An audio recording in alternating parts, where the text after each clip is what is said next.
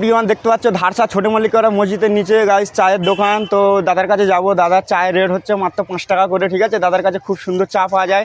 তো দাদার কাছ থেকে আমরা কিছু জিজ্ঞাসা করবো দাদার ব্যবসা বাণিজ্য কেমন চলছে গাইস, জিজ্ঞাসা করে মসজিদের নিচে দাদাও আছে, দাদার সাথেও কথা বলবো, ঠিক আছে।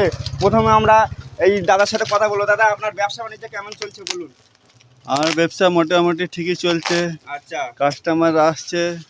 দোকান যে এতদিন বন্ধ ছিল কি ব্যাপার, আমরা যে আপনার কাছে চা এটা ওটা পাচ্ছিলাম না, এর ব্যাপারটা কি?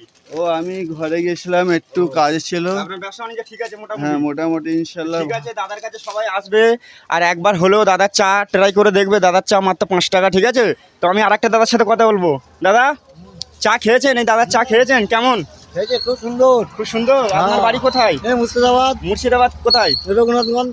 ঠিক আছে, দেখতে পাচ্ছ এই দাদার কাছ তো এই নিয়েও চা খেয়েছে, ঠিক আছে। দাদার চা সত্যি খুব ভালো, অসাধারণ।